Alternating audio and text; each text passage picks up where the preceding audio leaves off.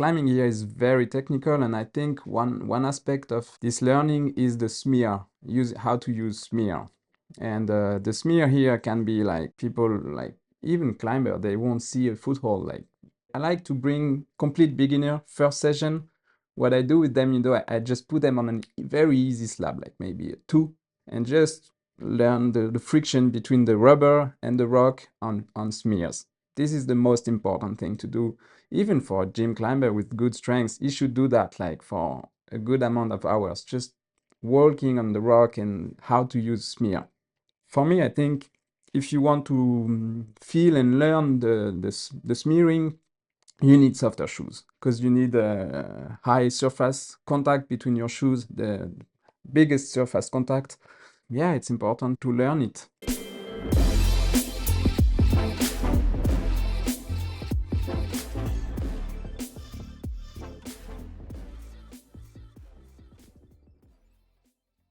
Kevin Thibault, welcome to the Testpiece podcast, man. Kevin, it's weird for me to say welcome when I'm in your house. We're in Fontainebleau, right in the forest. I can see it right there. Is this called a gîte? Am I right on that? It's just a house.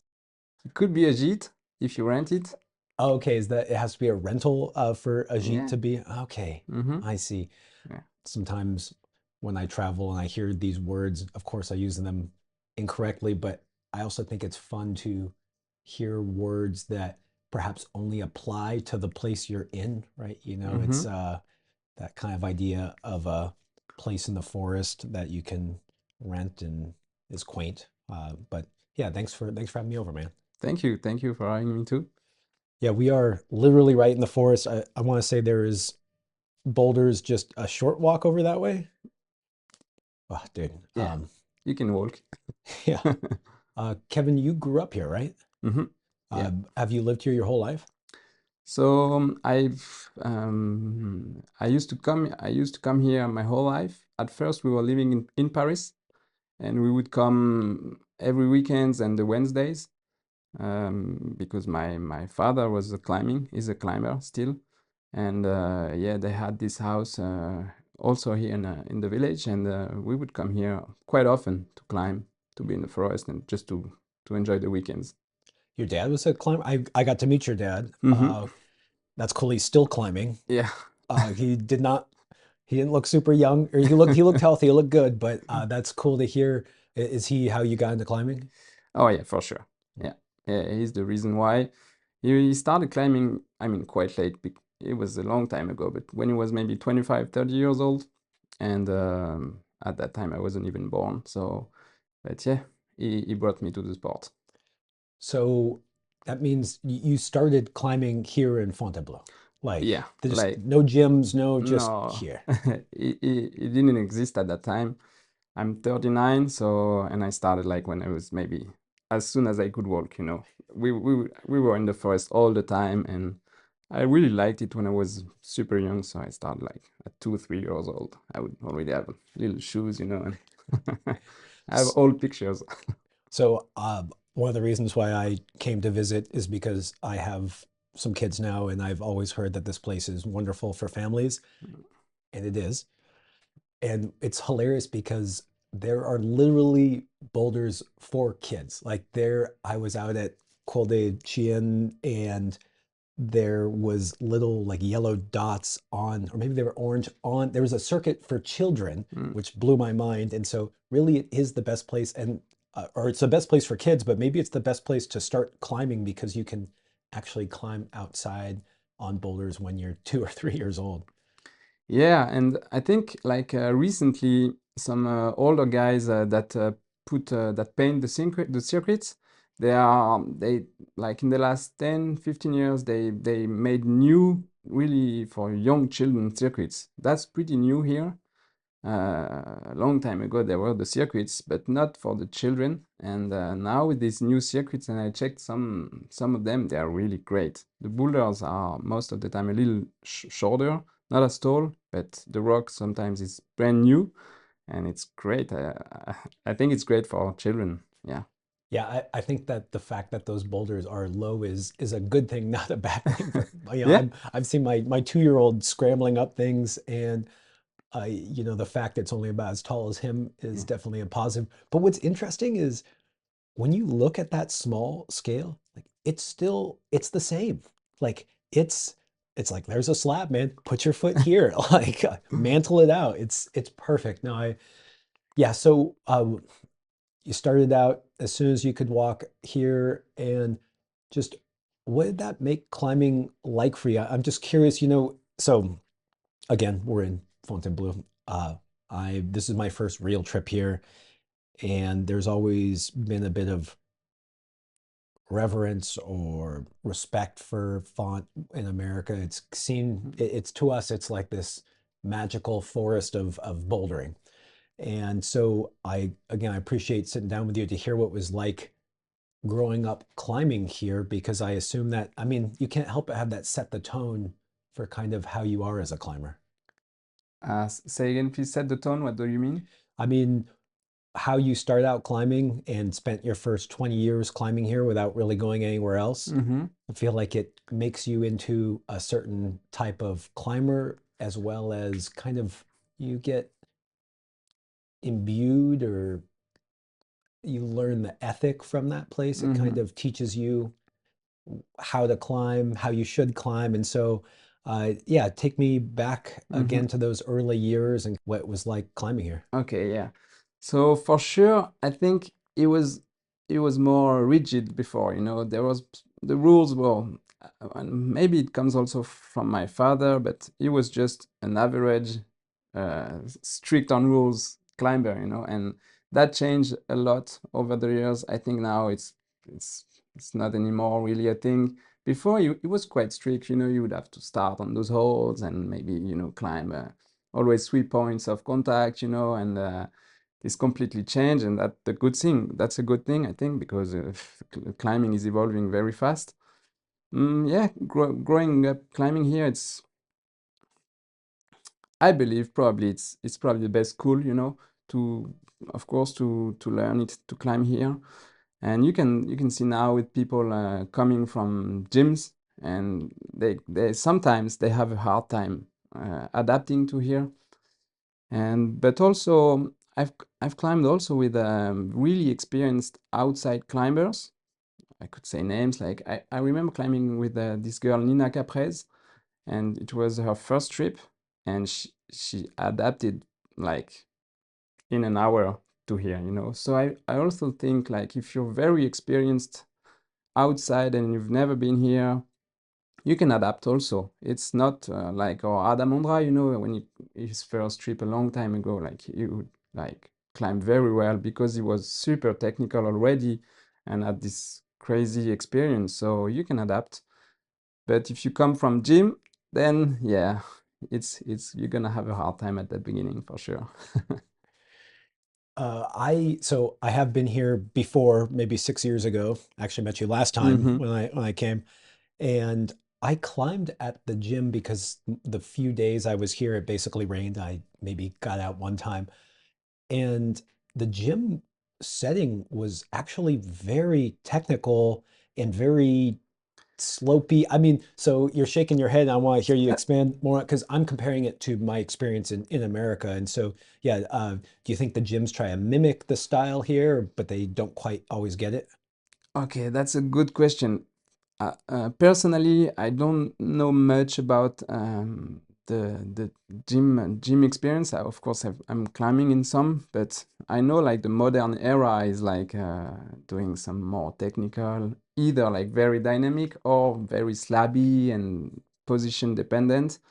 Probably it helps. I think the dynamic not too much, but the whole slabby technical, even arret on those big module you call them, the Volumes is what we yeah, the usually call them. volumes. Probably that mimic, I think, more the font style. But then I think it's always way more precise. We were talking about it just before. Like I think you have to be like half a centimeter precise here.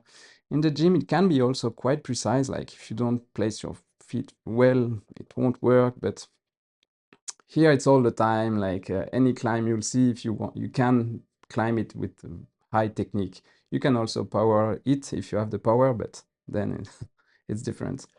Kevin, I tried to power these things. I failed on using more power.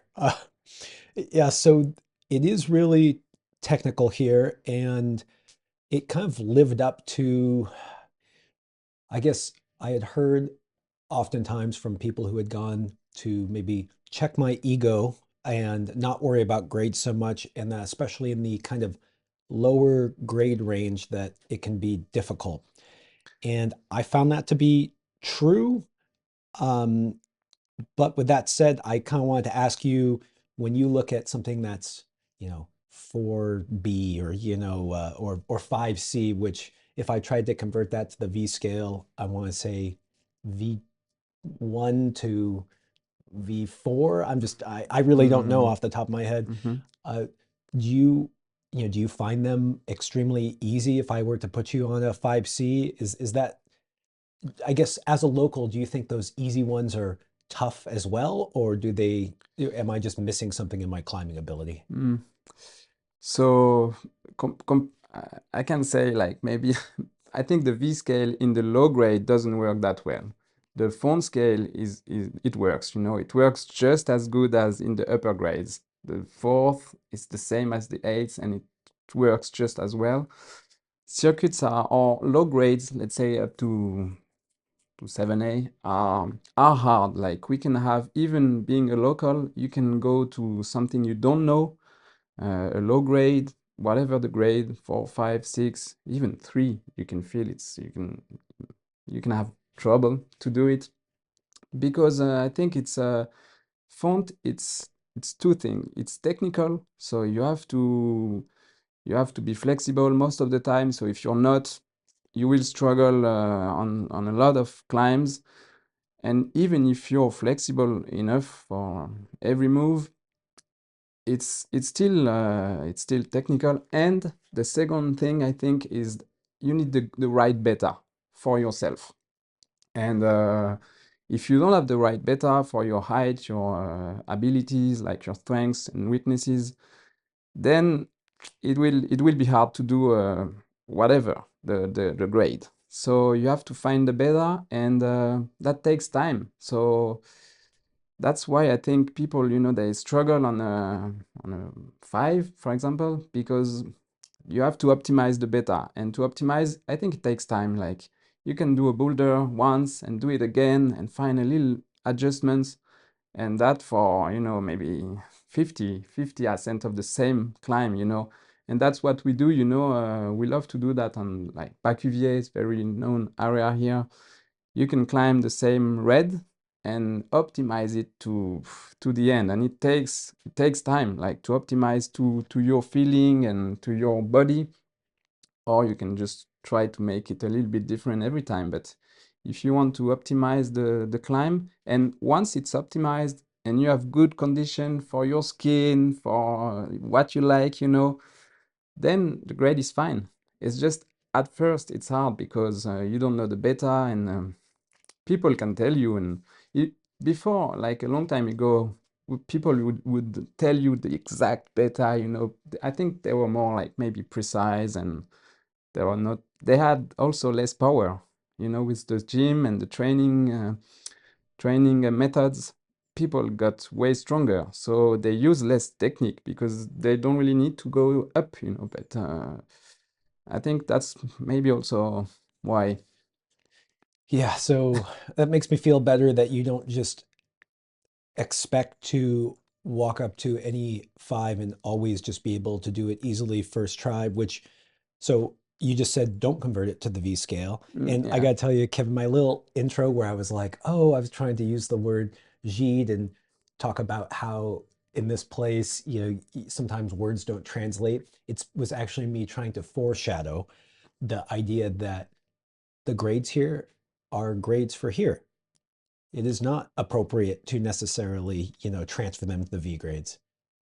So, what do you mean, like outside font or? Exactly. So I guess my point is that when I would try to do that conversion, if I tried to convert a 3 or a 4 or a 5 to a V scale, it doesn't work like you're No. saying. And so I just think it's fun to acknowledge that. It's part of the fun of travel is to just say, no, that's a 5C. Is it a V4? No, Oh, I no, it's a see. 5C.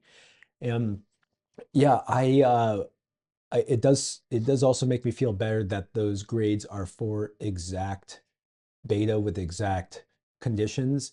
And I've been doing that where I've been climbing the same problem over and over again because I'm here with my Mm, wife and kids and mm, maybe I can't run off. mm. And it is a really fun journey to go, oh, that was tough. Oh, now it's a little easier. Now it's a little easier.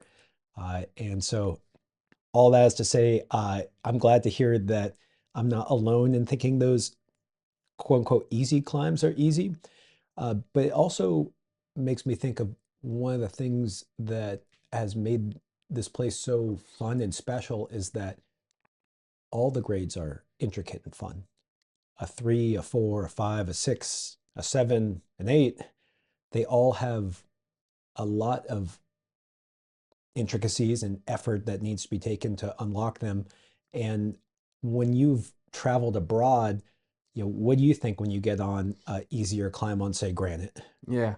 So for me, it was quite a revelation, you say? Like quite a, it was very impressive because I started traveling for climbing maybe when I was 20, 22, abroad, like a bit in the US, a bit in Europe, on granite in Spain. And yeah, coming from the phone school, let's say, yeah, not, I don't want to brag, but climbing on granite, like, it feels easy when you come from front. But again, like if you have a lot of experience outside, I think every climber would feel the same on granite, on crimps, like every foothold is a really good foothold. It's like a jug for you. Even more now with the nice climbing shoes, asymmetrical climbing shoes, like you feel you can push a lot and probably a bit, yeah, you just adapt super fast to those type of easier technically rock like granite. So that's good. I didn't find it either like I enjoyed it a lot climbing on granite. Even if it's less technical, it's very different from font. And I have even friends here local, they enjoy, and me too, like I like to go on a different style because yeah, it's easier on technically, but it's enjoyable, it's different most of the time, a bit different feeling to climb on this type of rock. And it's good to change, just to leave a little bit the super technical, position dependent. Yeah, I like it also. I would generally agree with you. I would love to take you to Yosemite for bouldering there. That's granite, but there's some similarities I feel where something I've noticed here is that the rock is really featured and you actually can often find beta that works for you where I often use holds that seem to not be chalked or not be stepped on. And it just Mm-hmm. feels right for me. Mm-hmm. Yosemite is similar where there's many, many little crimps and crystals and you can use almost anything, but they're all pretty bad. So, we were talking about our mutual friend, Randy, and we call him a wizard in Yosemite, and he seems to bring that same ability here. So perhaps that just that experience of technique, like you're saying, technique is still technique. I just feel like this place, and I would argue maybe Yosemite, because I climb so poorly there, requires a level that is not always found on each area, which is a great place as a learning ground, man. I agree. Like you can find some places that where you can use a lot of technique, like Yosemite probably, and also I've climbed on sandstone. Like people saying Chattanooga also is similar to Font, and we have one also in Spain called Santa Gadea. It's like rounded sandstone, but I think Chattanooga. I don't know Santa Gadea in Spain. The grain is still a little bit bigger, so I haven't found yet or climbed on rock that is as fine as font, like the grain, and but it's similar for sure. And if you have this experience, then you will be okay in font probably quite fast. I've climbed in Chattanooga in the southeast, not a bunch, but one very long trip. It's very different here. Mm-hmm. Yeah. It's very different. Chattanooga is wonderful for its own reasons. It's actually, I highly recommend it. You would enjoy it because it's just good. This is much different. Um, on this idea of the feet and footwork, something that I noticed here is that I typically prefer stiffer shoes. I grew up climbing as a young guy. They didn't have soft downturn shoes really. It was, I don't know, we had stiff, flat shoes. And I found myself utilizing much softer shoes, which surprises me because in my normal life, if I were to be in Yosemite or Bishop, let's say, and it's a more vertical climb, I'm gonna pick stiff shoes because you get a little crystal and you stand on it. Here, I find if it's low angle, I want soft shoes. And just tell me more about like footwork here. What, yeah, how do you use feet to the maximum advantage when you're climbing here? Okay, yeah, that's a good question. So um, here, climbing here is very technical, and I think one aspect of this learning is the smear, use how to use smear, and the smear here can be like people like even climber they won't see a foothold like and I like to bring like complete beginner first session. What I do with them, I just put them on a very easy slab, like maybe a two, and just learn how to uh, learn the friction between the rubber and the rock on smears. This is the most important thing to do. Even for a gym climber with good strength, he should do that like for a good amount of hours, just working on the rock and how to use smear. And I think then it's pretty weird, the stiff and soft shoes, because people I haven't really noticed a general pattern. Like some people they climb with like stiffer shoes, like solution, a bit on everything, and they do well. And some people they like softer shoes. For me, I think if you want to feel and learn the smearing, you need softer shoes because you need a high surface contact between your shoes, the biggest surface contact. So you need softer shoes that will allow this high big surface contact. And yeah, it's important to learn it. And the soft shoes is very important for the smears, I would say. And then stiff shoes on those very little crimps on wall or slabs. But you can also use a little bit stiffer shoes. If I have to be honest, like people they climb duel, the famous 80 slab with a bit of every shoes. And I watch kids also like using softer or a bit stiffer. I haven't noticed a pattern. So at first I was thinking about the weight of the climber, and now I don't really know. It depends. Like I don't know. But I think if you want to feel the smears, you need soft, very soft and thin shoes. Yeah. I love that you talked about taking someone for their first time and putting them on a slab. It's something that is really cool to see are these easy ones that are slabs. And yeah, they're a two or a three. And again, we can't translate that to a V scale for those that don't know the font scale.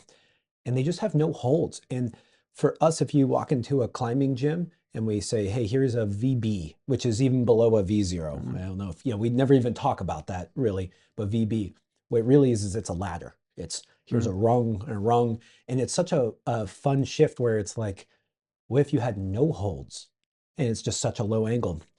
Uh, just to dive into the intricacies a little bit on smearing and how you choose footholds on harder climbs. So when I'm on my projects outside of font, and I'm really on something hard for me and I'm looking for, every little bit I can get out of a foot, typically I'm looking for a little edge, a little crystal, and I do everything around that point. When you're trying to optimize a foothold, how do you think about that with a smear? Are you still looking for a tiny little edge, or yeah, is there any differences there? Yeah. So also a good question. So I personally like Randy, for example, he finds funny that in my climbing bag I have like most of the time four different pair of shoes. So I like to optimize with the stiffness and the foothold that I encounter for the climb. You need to adapt the shoes, softness, stiffness, heel hook, spikes, little Hmm. spikes, Yep. little crimps, whatever. So you need to adjust the shoe, and then for smearing, yeah, it's an art, like you are, and I think experience, you can be taught by someone who has the knowledge. It can be taught. You will gain a lot of time to learn it if someone tells you how to use it, where to use it. And if you're on your own, it's gonna be long because you need experience and you need to experience those mirrors. They are like in every angle, every steepness, every weird position. Like if it's an arête, if it's a wall, if it's slab, if it's always different. It's just experience. And how to use the smear? Yeah, as I was telling you, it's I was telling you half a centimeter, which is maybe like that. For smear, it's less. It's Yeah. probably a millimeter. Like you have to be like very, very precise where to use it, and it's so technical that even if you're experienced, sometimes you put the feet like 2 millimeters above, you don't do the move, and you're like, I'm gonna try a little bit uh, lower, and you feel like, yeah, it's better here. So it's very precise, and of course, it goes faster if you have experience, but you have exactly to search like the very small, I don't know how you say it, like Ripple yeah, maybe or ripple something. of the smear, like, but Hmm. it's very subtle, like, and I really often zoom with my eyes the rock, I go close to it, and we all do it here, you have to zoom it, go like very close to the rock to watch those little like shapes, but Yeah. it's not even a shape, like it's like millimeter shape. Mm. Yeah. Yes. So I said, I don't know if I said this before we clicked or after we clicked record, but I have really only climbed the like 7As and belows. I've only I tried Karma and had a blast. I'm hoping we're going to go out and try Mhm. that after this. Um, but I've been putting in a lot of time on, I don't know, on the circuits, on just going around and trying to pay attention. And I really am surprised by how quick I am learning, how things felt difficult. They get easier and easier. And I want to go back to that thing where you were saying if you brought someone for the first time, you put them on a two slab. What about someone who is maybe a more moderate climber, has climbed, a decent amount? How do you recommend someone's first trip to Font should go? What do you encourage them to do? Yeah, so it depends of the experience of the climber. So as I was telling you, if you're very experienced, you're gonna be fine in front quite quickly. I believe I've seen climbers like that, like Adam Ondra had no issues, and this girl Nina Caprez either. They were climbing well, technically well. I mean, huh? Hmm. The grades then it's something else, but technically they were very optimized very quickly. So, and then if you don't have this feeling of climbing here, you should just go and go on technical climbs. So I would say probably arête climbing, smearing, slopers for hands. It's what makes font more technical, like the slopers, because I always say like for handholds, you have to submit your body to the shape of the handhold. Like you have to submit the wrist, everything, the fingers to the handhold exactly. Like it should dominate all the wrist, the body position according to the hold. Once you found it, because it's even hard to find maybe handhold like the little divot for the slopers. And once you think it's the good handhold, you have everything should be dictated from that. And that's little subtleties that you can be taught or you can learn on your own. And you go climb on. Don't go on cheap creams. You know what you know already. Go on something you don't know, and most of the times it will be slopers, smears, arête climbing or prow climbing, weird angles.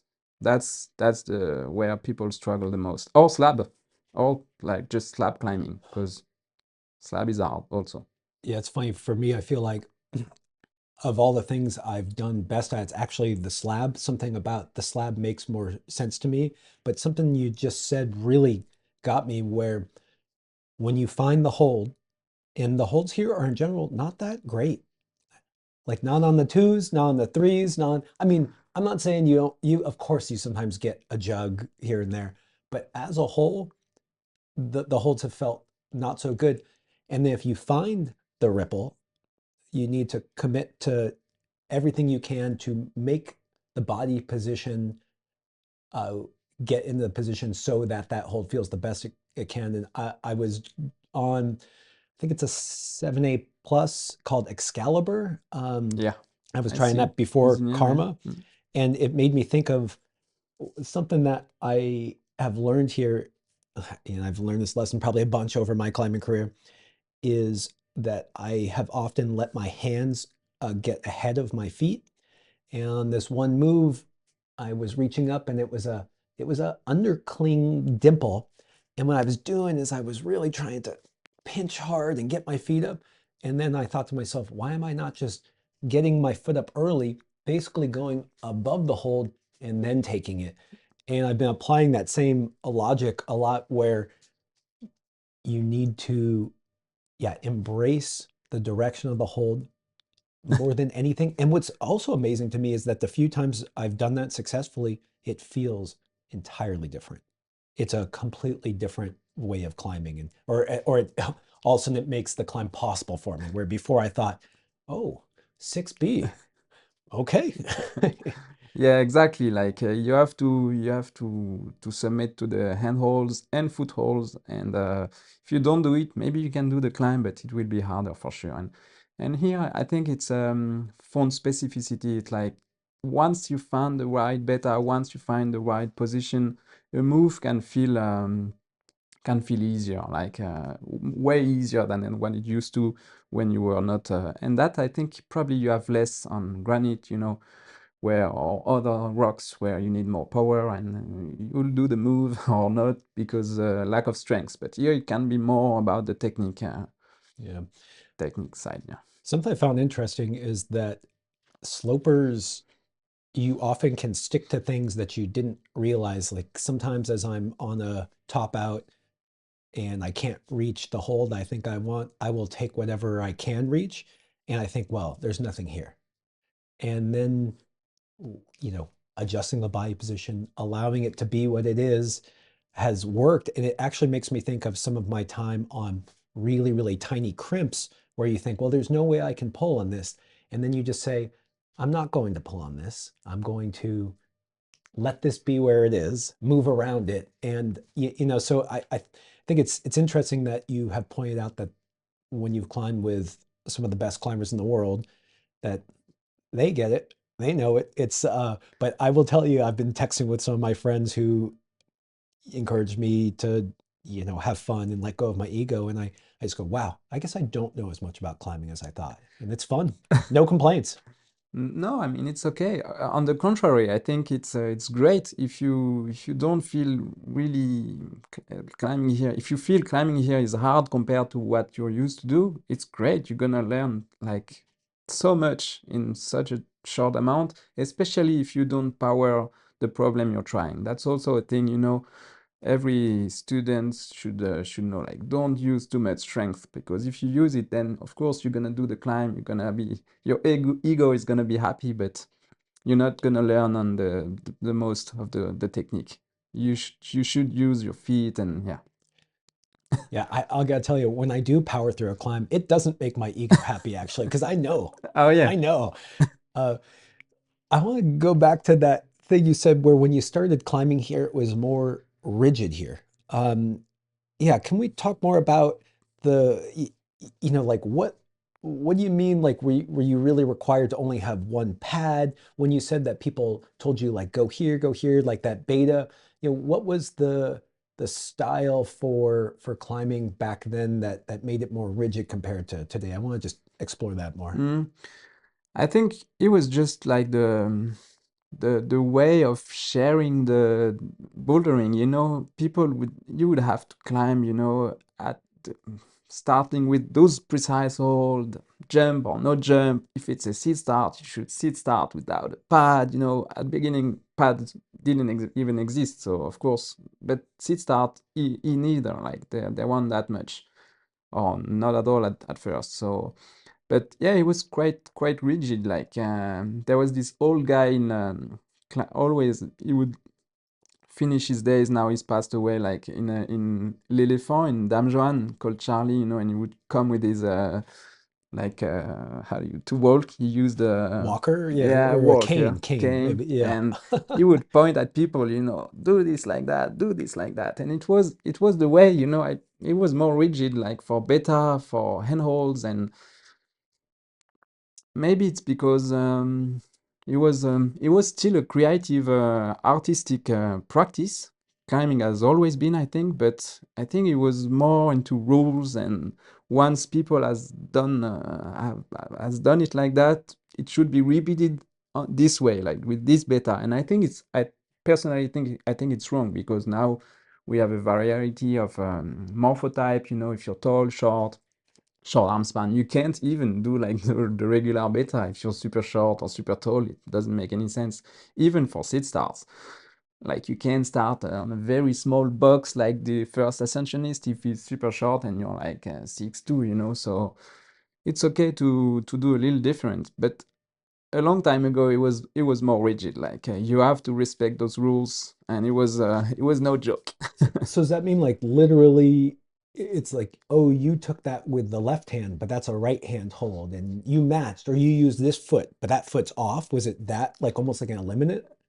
Yeah, so we had a lot of eliminant games. That's another debate. But even on non-eliminate climb, yeah, the Wow. game was to do it like that, you know. And I don't know exactly why. I think it was just, you know, like maybe respecting like the first ascent and the beta. You know, you had to do the same. But I think it doesn't really work, you know, because of the morphotype, like, and also strength and weaknesses. Like you won't use a sloper if you're better on crimps, and if there is a crimp and a slopers, then you're gonna choose to go for your strength, and it makes sense and it's totally fine. But it was more rigid. Yeah, the starting holds, and now people use pads, and I think it's just fine. You know, you just, if the first move is the crux, and yeah, you want to fall on a pad, and it's good for your back, and you should do it, you know. But it was more at first, like more rigid. And I feel like we always joke about American people, you know, they always crouch start here Hmm. or everywhere. Yeah. And for us, no, just sit start. It's a bit harder, you know, and it's gonna be even harder if you have long legs or whatever, you know. But the guy who did it was sitting your butt on something, a pad or an additional pad, you know. But and American people, and I don't know, if I think it's just cultural, you know.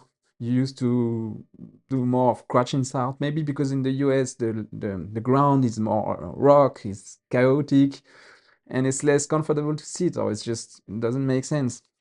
Here, most of the time, you're on the sand and it's flat, and you can just sit, you know. So sit, and yeah, people tend to do their way, and that's okay. But maybe it's not the exact same. I It is super comfortable here. I was out just on my own, roaming around. I had some crash pads, and usually I set my crash pads to sit and have lunch and look out at the view. And I sat down and I was just in the sand, and there was some moss to lean up against a rock. I thought, Yeah. this is better than the crash pad. Yeah, I mean, I like hearing about the history and the etiquette because although honestly, I usually just do things my way because no one cares if I crouched or no, I don't have any sponsors. My mom doesn't care. But I like being able to have the experience of the history before me. It's like, wow, Karma maybe was done without pads. Yeah, I mean, in our for us, Midnight Lightning is probably like a similar level of famousness Mhm. in America, and that was done without pads. And when you look at it, you think, I could do it like that theoretically, but I'm not going to. And so you have respect for it, and but you know, there is an element of choosing your own adventure. I gotta tell you, I went up to Karma and we had pads, and I was like, well, I can reach the start. Like, how am I going to jumpstart this? And so I thought to myself, gosh, if I do this and I put it on my social media, are people going to say you didn't do Karma? And I'm like, well, should I call it something else? You know, like, do I change it? And but with all that said, I like coming to a place and hearing how and why it's done. And I think there's an element of appreciating that and having respect for the surroundings you're in. Yeah, yeah, and probably Font because Font is old as a climbing area. It was rigid, like you have to jump on Garmin. If you stack pads, you can do it without jumping the first move. But I think you have to do it. It's just for history, you know. Karma, I think I'm not even sure because the ground really went down. Um, but I think he had to jump for the first ascent. I'm not quite sure. But now, of course, you have to jump if you don't stack pads. But you know, like you have climbs where we would begin with a piece of rock on the ground Mhm. because you couldn't reach the holes, and uh, and now you have very short people. Most of the time they are girls, and they need to stack a lot of pads. And I think it's fine, you know, if you can reach the starting holes, just stack pads. But for Karma, you should probably jump. You know, this is the rigid rules I was telling you about, like. Yeah, and people exactly for crouching or sitting, you know, there is a quite famous climb called Gaia. Hmm. Friends of mine did put it up. They sit on an additional pad, and the first move is just like it's painful. Like you have two creams, you have to put a weird left foot to put a heel hook. You know, it's not the best climbing feeling, but they did put it like that. You know, and after that, people just thought, yeah, crouching is so much nicer. You just crouch. You don't do this first getting off the ground move, and it's a grade lower. It gets from 8B to 8A plus, you know, and everyone does the 8A plus. The 8B is barely repeated. That's okay. We were talking about it 2 weeks ago. Like, should this 8A plus exist or not? You know, because they didn't do it like as a first ascent. Should we should we split boulders like at every move to make a grade lower? It's why not? The guy who was talking to was saying no. We are the first ascensionist. We did it the sitting. This crouching start we it doesn't exist. You know. Well, it's a debate. I I don't know really what to choose. You know. I think we can do it, but then you can. It's true that you can split the boulder and make it a grade or two lower from a different starting position. Yeah, it was more rigid for sure. Yeah. Yeah, I mean, all this stuff is always a little ridiculous because, it's arbitrary to say, well, we're going to climb a boulder from a sit. Like that seems crazy. But I I do think it's important to have these defined rules. Like they started here, you're starting here. Maybe we try to make it even. Like sometimes I boost my wife onto, she can't reach the hole. I'm Mhm. just, here you go. Like who cares, Mm. Um, but I do think that if you have a first ascensionist do it from a certain spot, you should really try and mimic it. And I just was talking to someone about Dreamtime, and I don't know much about Dreamtime other than it looks amazing. And I said, oh, I'd like to do it. I don't know if I can do the sit. And he said, there is no Dreamtime stand. And I said, what do you mean? He said, that's not where Fred Nicole did it. He did it from the sit. And I did not know that.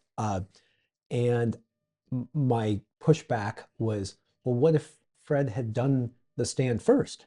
Like maybe he's trying it. Maybe he starts right there. Is it then okay? He goes, I don't know, because we don't know what the history is. And so it's this funny thing where I feel like if someone had done the crouch start first and said, this is my boulder, and then another person comes along and says, I'm doing the sit start. That's a new boulder too, but we can't somehow go in reverse. We can't, which I think is a funny little game we play, but I like talking about it anyways. Yeah, I agree. Like it depends maybe of the first ascent. I also think like bouldering is becoming like a real sport, and you can quantify the effort. If you start one move higher, maybe it's you get a lower grade. It gets from 8B to 8A plus, and it's quantifiable. Like you can say, yeah, from here it's like that. So personally, I think it's okay to say, yeah, but should the boulder get a name, or registered on internet? I think I'm okay with that, but my friend who I was talking to wasn't okay. He thought like, no, it doesn't exist. It shouldn't exist. We didn't do it, and the crouching start is nothing. Like same for Dreamtime. Maybe Fred Nicole did the stand start. Maybe he did it just to work the moves, and he did topped it out, and but he didn't at that time. And I think it's that's history. People who are not saying, yeah, I did the stand start. It's 8B or 8A plus. No, he did the sit, and that's it.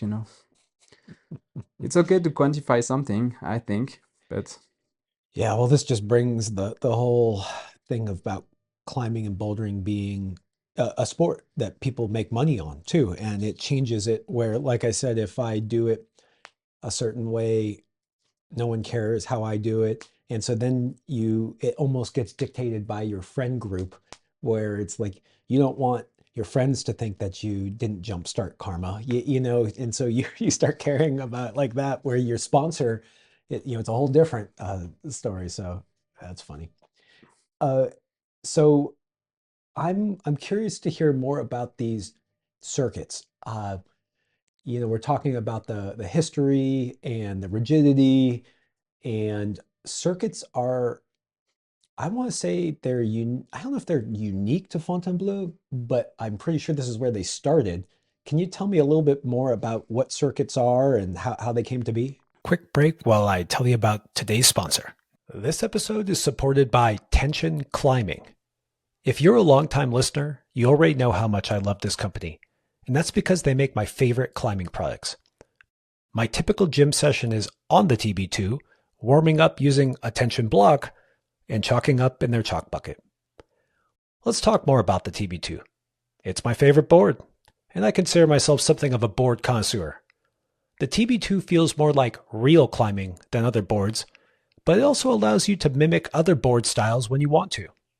And to add even more variety, the TB2 has a mirror layout and a spray layout using the same holds.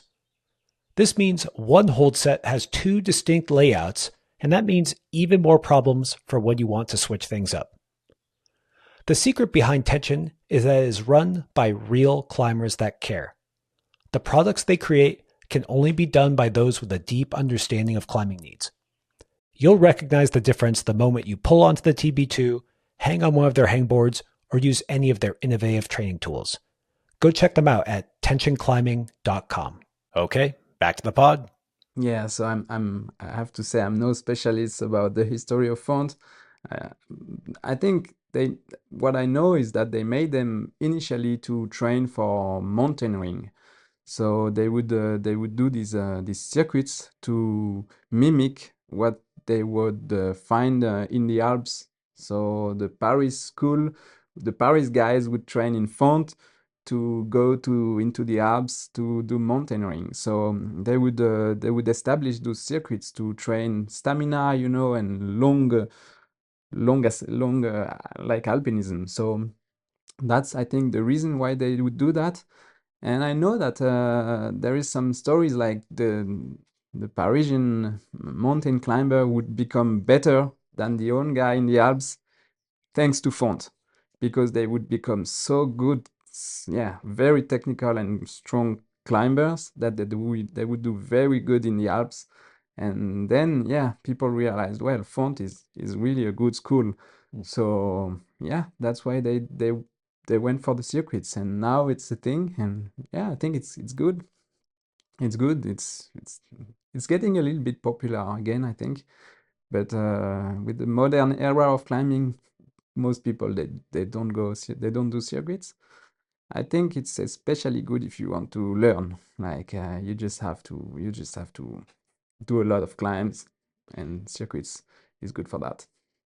Yes, something that I think is really interesting is that the circuits and these problems, sometimes they're popular and have names, but more often than not, they have no names. And actually, I should define how circuits kind of work here a little bit for people who haven't seen it. We'll say there's a red circuit. and that will typically be a grade range of some grade range. Not too big, but there's a range of grades, and they are numbered, and they're kind of set up in a way so that you can do a red number one, and after you drop down from the down climb, there's red number two. And like you were saying, you can just kind of run between them, maybe even without a crash pad. I'm guessing when it first started, not many crash pads. Uh, and so I think for us in America, basically every single boulder is named. And that is not the case here. And that doesn't mean that red number seven isn't fantastic, an incredible climb. And it's something that I found really freeing and fun was it wasn't that someone said to me, "Oh, you need to go do this 7A. It's the, Excalibur. You need to," you're like, I don't know, just go have fun. And so I would just go running around these circuits. I have no idea what I climbed. I have no idea how hard they are. I have no idea what they're called. And I really enjoyed it. And I don't know if you know this, but when they created the circuits, do you have any idea if there was any thought about, like this one tests your slab skills, this one tests your arête skills, your overhang? Like, do you have any idea how they constructed them or what the thinking was? I'm not quite sure. I think the rule was to respect the homogeneity or the of the grades. Like this was like yellow, orange, blue, and that was the rule of the circuits. Like it should be like about the same.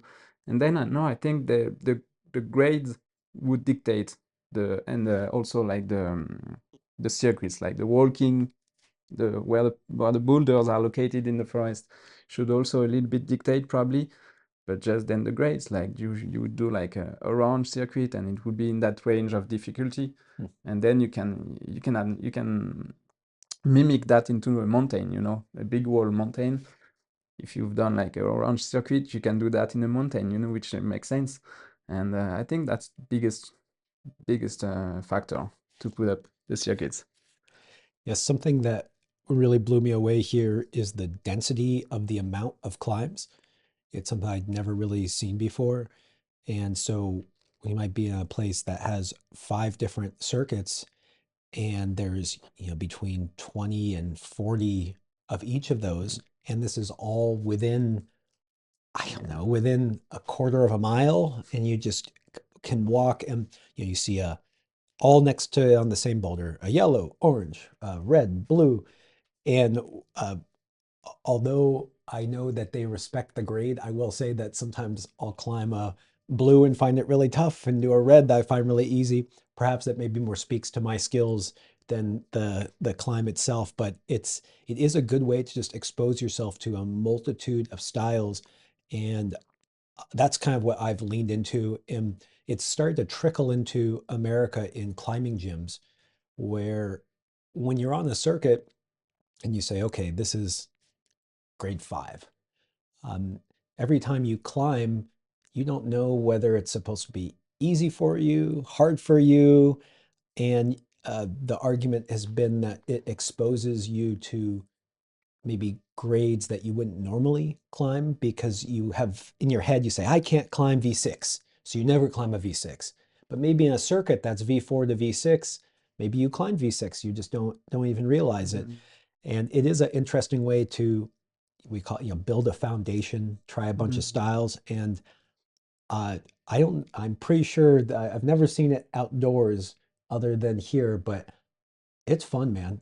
Did you, practice on them when you were young?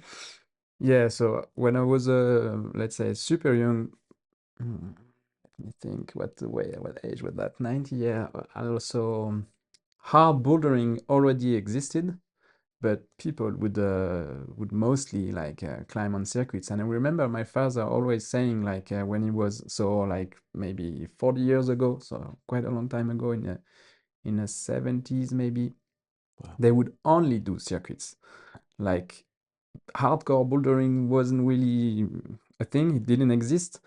And as hard bouldering emerged, like 7A, 7B, 7Cs, they wouldn't trust themselves to go try them, you know, and they would just it yeah, they would just stick to circuits climbing because it was their level, you know, and it was the way of climbing. You would go and do circuits, like you would do like sometimes 4 circuits a day, you know, which is a lot. Like That's a lot. yeah, 4 hard circuits a day. It's like mountaineering probably, and it was the way.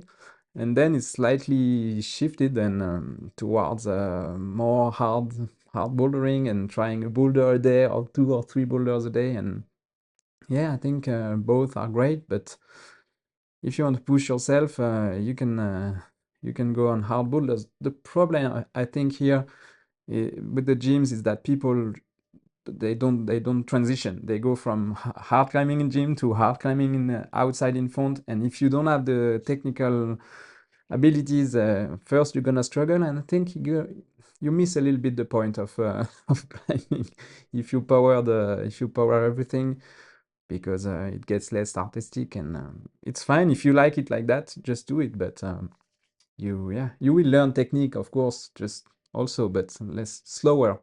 And Terquits is a good school for sure. Do you ever use circuits now? Very rarely. We do sometimes like volume, but I have to say it's no. We do like we with friends we go and we decide like we should go on volume day, but it's not really circuits. No, it's a bit harder. Like and we do like we won't do like 30 problems a day. We will choose to do maybe 10, 10 harder. And yeah, strong climber, they do even like there is this really hard circuit Nali Kataival did in a video, like in the black in Cuisinière with Duel. Yeah. This is yeah. You can do hard circuits, you can do easy circuits. It's fine. I personally don't do it much. I always warm up though.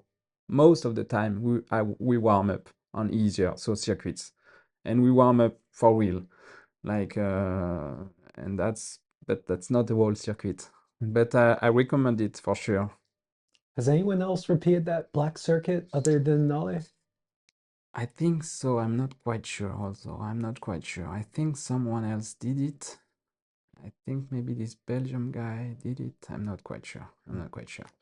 That's not a hard boulder. I think also broke 70 plus. Now he's probably 80 or so. That was, I remember when Nale did that, it was Hmm? kind of, yeah, it's, But it's a very good showcase of skill also. I think yes. being able to do that, it's great. Like Mm. you have stamina, and of course this circuit is hard, so you can do a bit of everything. When you grew as a climber here, uh, do you have any memories of specific boulders that really meant a lot to you? Anything that just stood out as being historic or just a meaningful breakthrough for you? Just it's always fun to hear about your Yeah, journey. Yeah. yeah, for sure. Like some pictures I have in my mind is like my dad climbing this 7A plus Fleur de Rome in Apremont.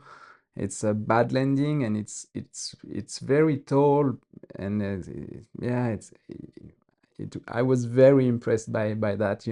It's not hard, and it's not too hard, but I have this picture of him climbing, and not only him, like all the guys from that time. Some of them are famous, some aren't. I have some pictures in my mind that will stay forever, I think.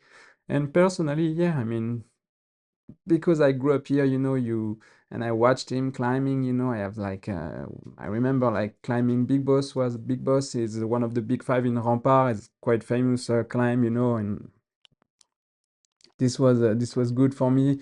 Actually, it was the last I did from the big five, I think. But Big Golden was, but it's my personal history, For my dad, it was a big thing, and it was the first I tried and did from the big five, Big Golden. And yeah, this will stay in my mind forever. And it's funny because now this climb, with the modern era of climbing, people found beta that are easier, and it's fine. But yeah, some climbs like that, are in my mind. Like I think like every climber, but maybe if you grow up on the same place where you're still climbing as an adult, and it's multi-generational, like if you have a father or children, things get more emotional, or like the memories will are stronger probably. And I have that for. I also have easier climbs I can tell you about, like a little 6B slab in Isatis. It was a big thing for me to do it when I was very young. Stuff like that I have in my mind. It's good. It's great to be able to have that in your mind. What is the story of the Big Five? Why, yeah, why is it the Big Five? So there is in this movie called, I think it's Blow.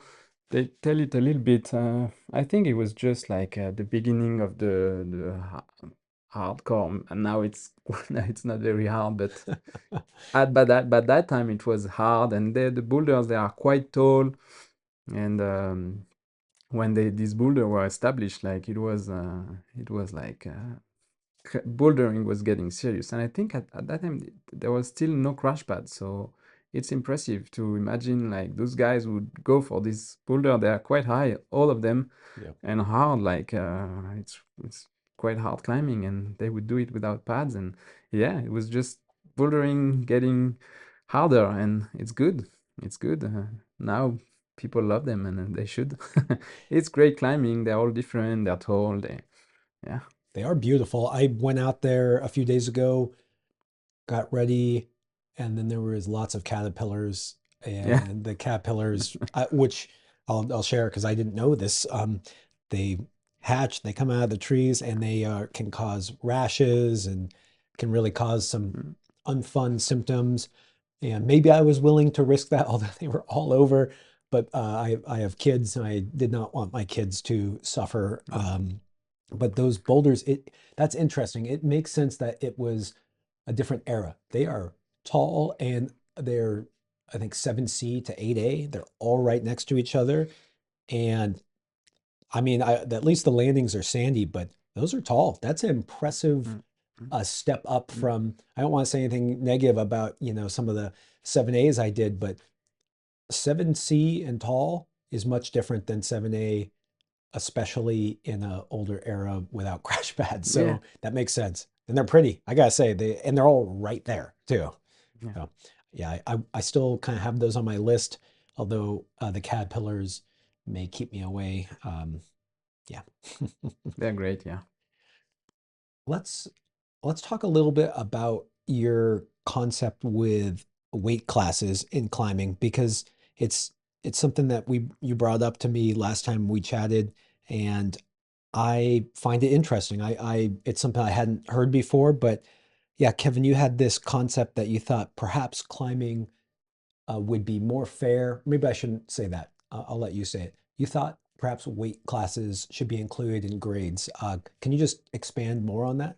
Yeah. So that's a big thing in my mind. It has been here for quite a few years, I think. And it's really open to debate. I have to say, like, I'm not stuck in my mind, but I've put a lot of thought on it. And I have to say also, it probably comes from the fact that I've gained a lot of weight over the last 10 years. And I've experienced, as I've climbed as very young, I've experienced climbing at every weight from maybe, 20 pounds when I was 3 years old to 170 pounds now. And gaining this weight lately in the last 10 years, made me experience climbing at a good level in the eighth grade, let's say, at 140 pounds, and each weight up to 170, let's say.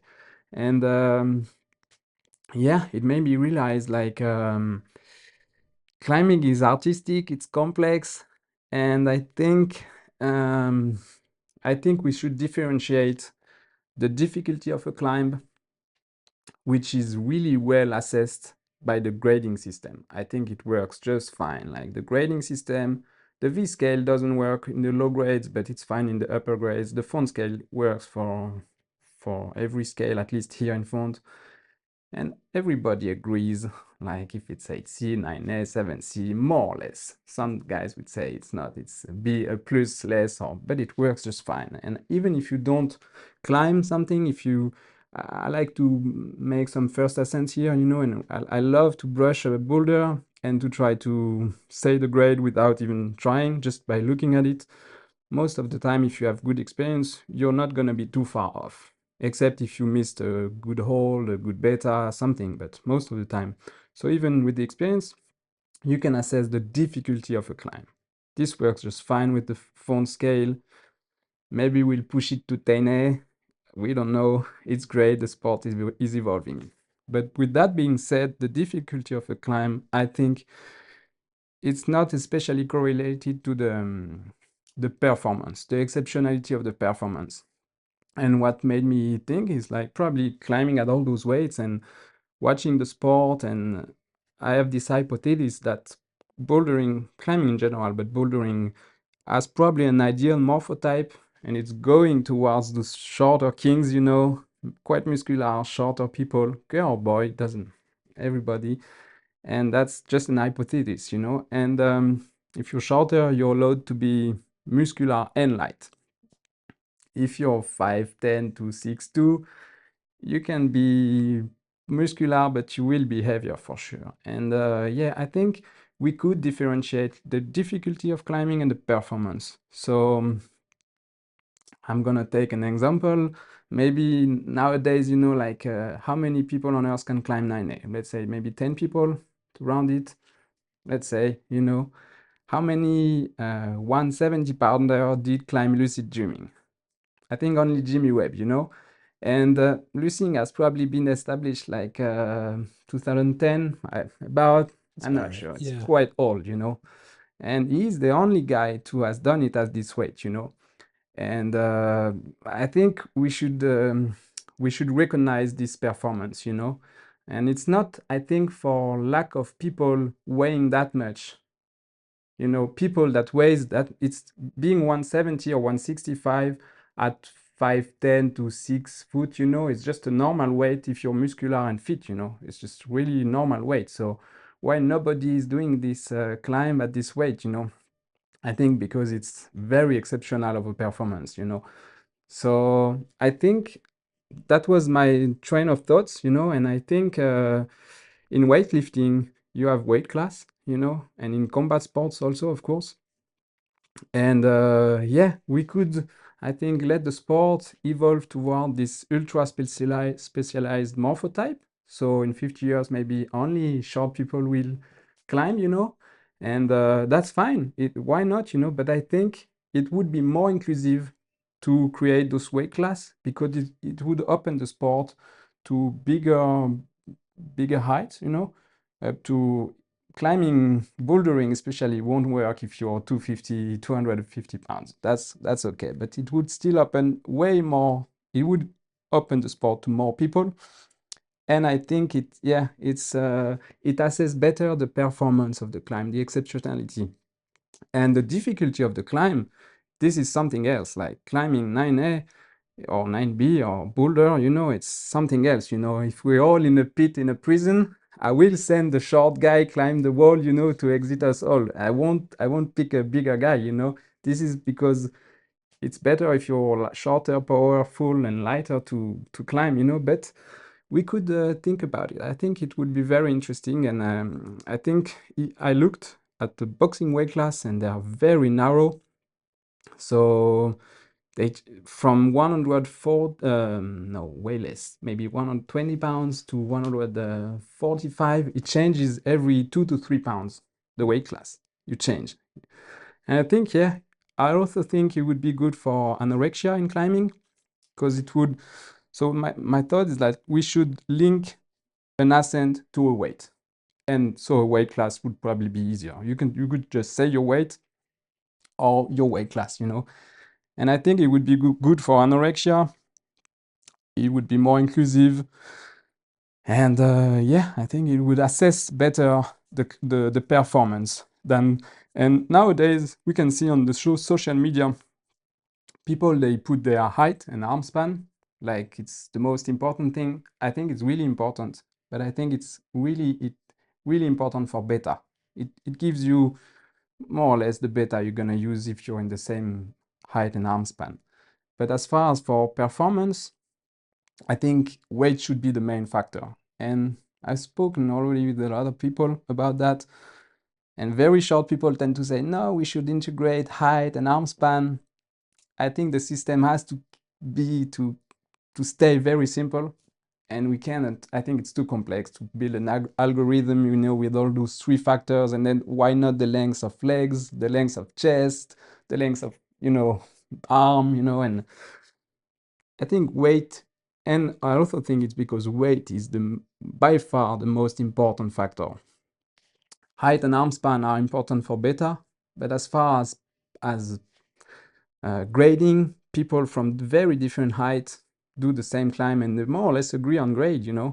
So I think it's important for beta, but for performance, not too much. And I have to precise, I'm not saying shorter people they do less. No, probably they will go further into difficult climbing. And I would advise anyone short, and especially kids. I think bouldering is great for sports kids because they are short and light, so it's really adapted to this kind of morphotype. And also adults that are short, don't go play tennis, go bouldering. You will strive much further into the sport and you will feel great climbing harder grades and you have more chance to go far in the sport if you're short. But I think it's a bit weird not to include the bigger guys. And I think with weight class, it would work just fine. Like you just climb and ascend at the weight. I think it's important what you're pointing out there is you're not trying to say if you're short, light, but muscular, that you're trying to say, or you're not denigrating their ascents. You're just saying that it can be just as physically impressive and difficult for someone of a bigger morphology to send a easier grade, but that performance was an incredible performance, even though when they tell their sponsor, hey, this was an 8B, and the sponsor's like, well, it's just 8B. We don't care. It's like, no, but what I did was at the limit of human performance. It's just that I'm a 200-pound 6'2" guy. And I found this interesting specifically because of the kids. And the reason why I say that is that, so I climbed as a little kid, as you did, and I didn't climb super hard. I climbed like 12D, 13A at, 12 or 13. And now today, that's like a joke. Everyone, "Oh, those kids climb like 9A." But at the time, people hadn't seen kids climb and they were like, dude, that's really hard. And the reason why that was strange to them is that if we were playing football, a 12-year-old kid would never beat a 30-year-old man. The 30-year-old man would push that kid over. Sorry, American football. Even But even soccer. soccer, and so it's always been this thing where when we see children climb V15, what does it mean? Like, what does it mean? And it's always been kind of like a question mark. And I don't know if the weight classes answer that because I will point out, and you kind of went into this, the thing that worries me about even talking about it is it kind of does open up Pandora's box. Maybe it's like, yeah, limb length. Like, so, okay, like we may be a similar size. I think we're actually probably pretty similar, uh, but our strengths may be very different. I am blessed with a very short torso, which is good for, I have long legs, long arms. And so you might look at someone who's my height and maybe even my weight, and the way they climb is quite different. And so I always am hesitant to be like, okay, so what are we going to categorize next, But yeah, sorry, go ahead. What do you mean? What are we going to categorize? Like, So you say, okay, height is part of the equation, wingspan's part of the equation, weight's part of the equation, and is wrist size. mm, I've always noticed this thing where I think some of the best crimpers and the best small hold people have very big hands and wrists, but they're very light. Yeah, I have friends who are, No, they're it's 6 feet, but they weigh 140 pounds. And when I compare my hands to mm, them, I'm like, dude, your hands are way bigger than mine, but we weigh the same. And I go, maybe that's why you're so yeah. good on small holds. I don't know, but what I mean is you have to start Mhm. like, where do we Mm. draw the line? Yeah, interesting. You Yeah. know? Mm-mm. Yeah, so uh, that's my thought, and I think weight, it should stay simple, and I think weight is the most important factor. And you were talking about kids, so many things brought me to this train of thoughts about weight class. I think it'd be great for the sport, more inclusive, less anorexia. We could go as we're getting older up a weight class and do the same climb. It'd be a great game. And also kids brought me on these thoughts because here in Font, the the leader of this of slab climbing are kids. They are the one climbing the hardest slabs. We have a few kids here that grew up here, just like me, and they are now 10 to 15, and they are leading the slab climbing scene in Font. They are the one doing the hardest slab climbing, and I believe it's because of their weight, and it's great. I put a lot of emphasis on this. Put your kids in bouldering. It's great for them. They will strive, they will climb hard difficulty because the difficulty of the climb doesn't change if you're light. It's still an 8A or 8B slab. This stays. This is the rock. But then the performance, if only kids can do it, it's still a great performance, but at least at this weight, they can do it. And I think we just should link, an ascent to a weight. And of course, you should tell also if you want your height, your arm span, because it gives information for other one and for beta mostly. But as far as performance, I think weight is the main factor for to assess and to be more fair. Yeah.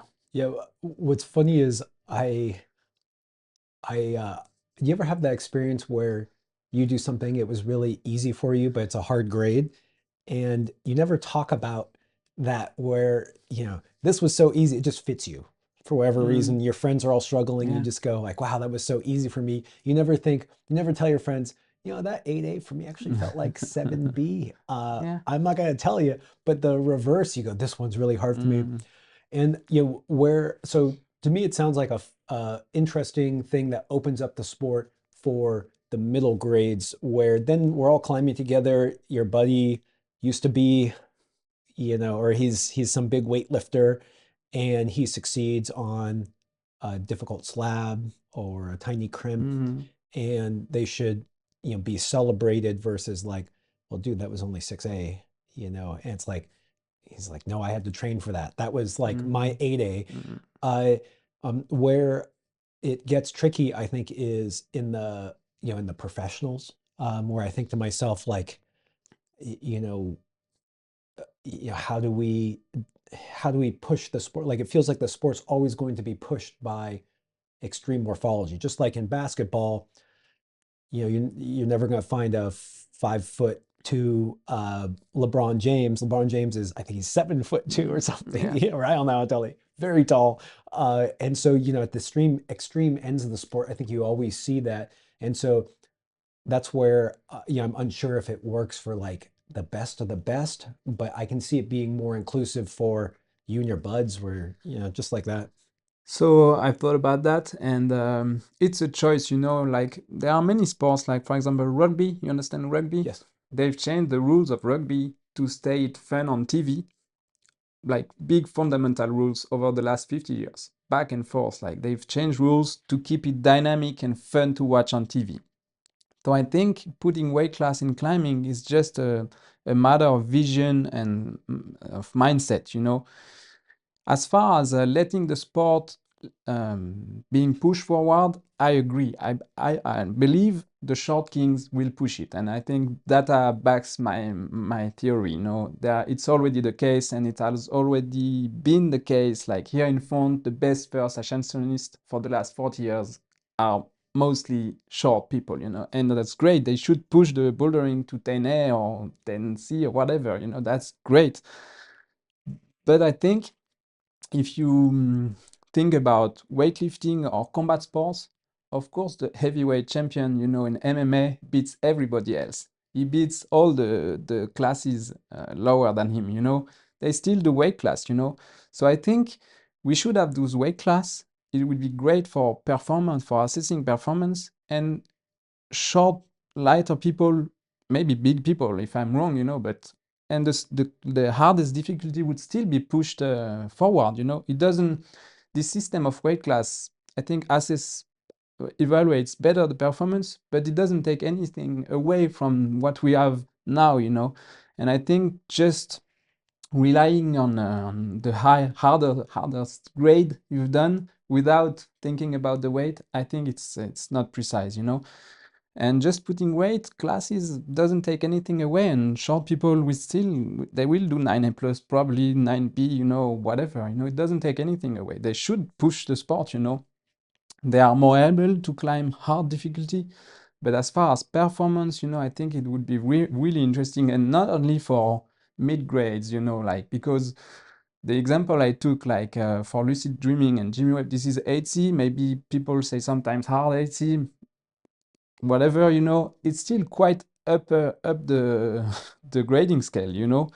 And maybe there is 8C plus. Yeah, I think the big guy did also 8C plus, so they are pretty close. I think Matt Fools, he did like He's done a bunch of 8C pluses exactly, now. you know, Yeah. maybe Jimmy Webb too. Yeah, he has as well. Exactly, so they are close to the maximum grade, you know. Mhm. But yeah, if you think, I think their performance, you know, is really more rare than, you know, lighter guys doing even 9As, you know. So I think it works even in the upper grades, you know, maybe not in 50 years when 10C, you know, is the hardest grade, and the big guys at 170 stopped at 9A, maybe. We don't know. Nowadays, it just works fine almost throughout all the grading scale, not just for. And yeah. You know what also does that's kind of I could see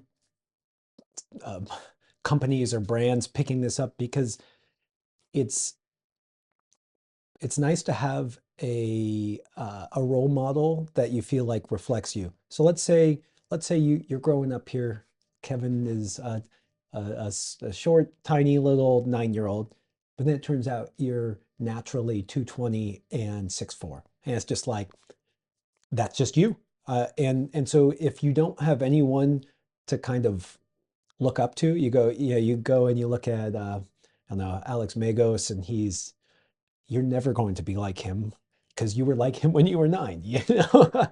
And so, you know, it can be nice to just have role models who do it in all different body types. And I find it interesting. The thing that one thing about that I guess this doesn't really change it, but this is my one argument for myself.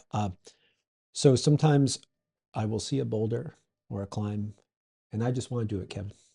Like I just want to do it. I don't know. I don't know the grade. I'm scared by it. I'm in awe of it. Maybe I saw a video of someone that I admire, and I'm too heavy. Gosh, the internet will be angry at me for saying that. But you know, the crimp is too small, and what I need to do is lose some weight because I've been enjoying the pastries too much here. Uh, and there's something I also kind of like about The Rock just telling me, Josh, you got to change yourself. It's not about you. I'm here. I'm sitting here. If you want to climb me, you can climb me, but you got to find your way. And maybe that's new beta. Maybe that's getting stronger. Maybe that's losing a couple of kilos. And so there's something I like about that challenge where it has nothing to do with weight, height, anything, even grade. It's just, it is what it is. And it's telling me you need to change, Josh. So you brought up two things very interesting. Yeah, I believe it's one more argument in favor of doing weight class, you know, is that indeed when you're a kid and you grew up climbing, you know, and if it becomes an ultra specialized morphotype sport like basketball is or gymnastic is, you know, all gymnasts on rings, you know, they're super muscular and short. They're all the same, you know. Yes. If bouldering becomes the same, then as a kid, of course, if both your parents are super short, you have more chances of becoming short, you know. But if they're not, and sometimes even if they're short, you become tall, and muscular. It would be better for predictability, and to allow you to start a sport young, which is this is also important. I believe bouldering is a strength-based sport. It's not a technical-based sport like soccer is, like tennis is, No, those are technical-based sports. Bouldering is mostly relying on strength. And this would allow, more to let kids evolve into the sports better, And that's an argument in favor, I believe. And the other things, I like what you're saying, like, yeah, I have to adapt to the climb. I want to do it. I'm too heavy, or I feel too heavy for that crimp. Yes, but I think it's not very healthy also. And we have a lot of anorexia in this sport, and I think it's bad, And I think weight class would be way more clear, and people would have to, for competition, I barely know this world, so I think it could work, but it would make a way more athlete, in every weight class we would have two or three guys, So I think it works because the fundamentals works with weight class and competition, but I don't want to talk too much about it. But as far as performance outside for sponsors and what you're saying, like I have to lose a couple of kilos or pounds, yeah, or just register yourself as a in your weight class, and if you're too weak, you can lose weight and do it. You just do it in a lower weight class, which is fine. It's not less of a thing to climbing at this weight, or this weight. Just adapt. Just I think it'd be more clear and fair for everyone, and for sponsors, I think yeah they should integrate this the exceptionality of the performance. And now personally, I switched that. I love to watch any a kid climbing an AT slab in front. It's great. I really love it, and I think I say it again, it's they should do it, but I like to have this vision of performance, wise. What does it mean? Like you say, all those kids climbing now very hard sport climbing grades. What does it mean? Like, is it rare? Like, I think weight would help a lot. And it's the only thing I've thought about, like the only solution. No, it's fascinating. Yeah. I think what was interesting to me about when you first brought it up was again this idea of I I don't love the word inclusivity, but I like the idea of it maybe being more fun for more people. That's Instead of, like you could take someone, you'll see at the climbing gym, and we can mock it sometimes where people like people literally climbers like this. They like seeing an athlete come in, some, buff person, and watching them struggle on V1, and we laugh at them. But it's also not totally fair in the sense that they probably are great athletes. And, like oftentimes maybe they don't have the technique and everything and they can learn that, but like it, it's, it's mean to just see someone who's 200 pounds struggling on something and think that they suck and you're cool when you're not really comparing apples to apples. mm, And so I think that's I just like your concept of trying to make it. I think it really just the idea is it makes it more fun and fair. I don't know. I think that's a tricky word to use, but maybe more fun for more people. Which mm. isn't that what we're trying to do in some ways?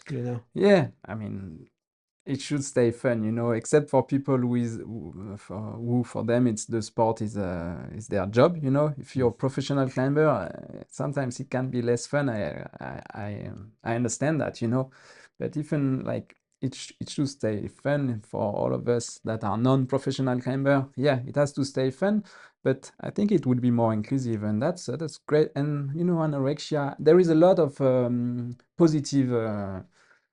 Outcome with this weight class system, and we keep the grading. There is a boulder, a name, a grade, and you register into your weight class. And yeah, I think. If anyone is struggling with anorexia, they should just come here because the food is too good to resist. I am not struggling with that here. It is just to paint the picture again of this wonderful forest. It just we go out to a boulangerie, pick up. There's a place nearby. Maybe it's in Arbonne. the quiche there at this big, it's like the best thing I've ever had in my life. Yeah. I don't know what they're putting in that, but then my mom always brings out a bottle of wine into the forest for us, and it is it's a vibe here. It is fun here. Something that you just said that I just gotta ask more about, as you said, fundamentally, bouldering is a physical strength sport. And the reason why that, made me pause for a second is that I'm here in Fontainebleau. I'm pretty strong, man. I don't know.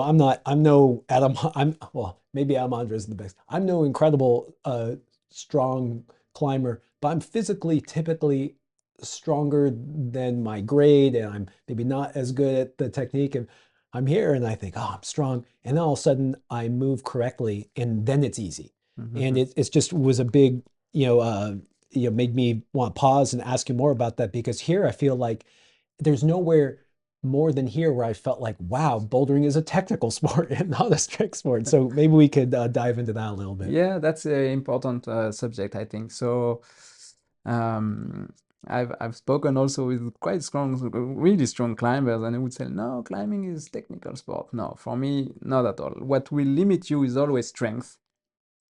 When you're at your limit, technical will only help you climb faster or be a better flash climber.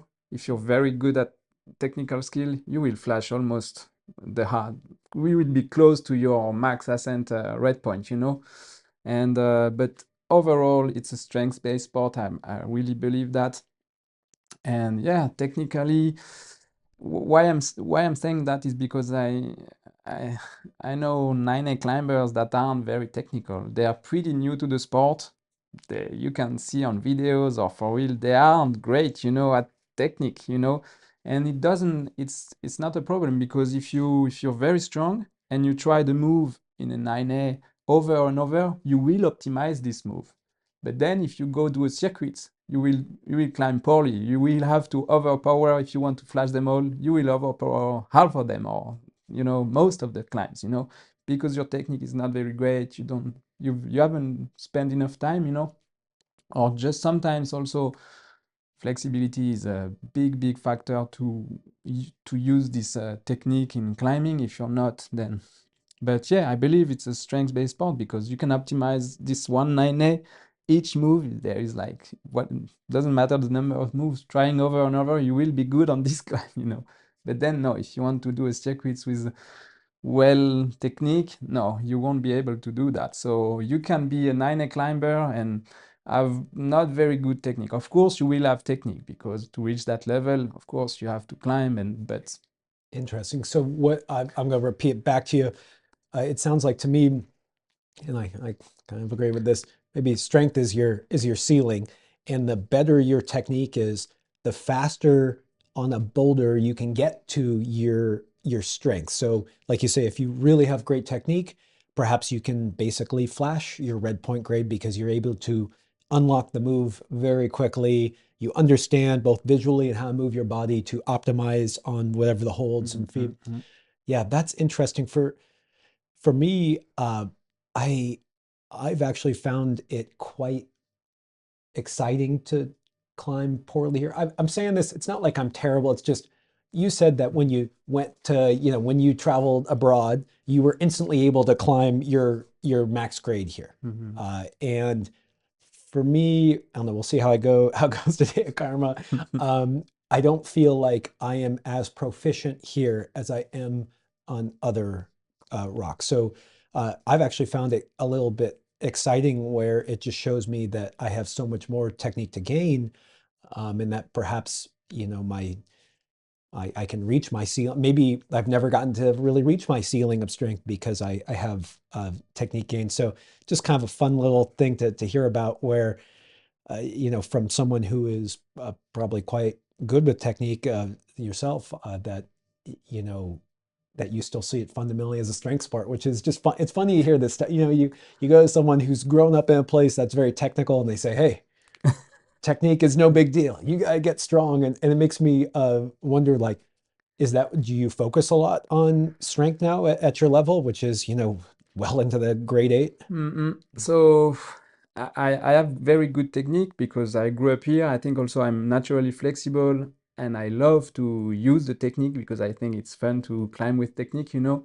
I spent, you know, effort into the technique, probably just naturally growing up here as a kid and climbing a lot, a lot, a lot.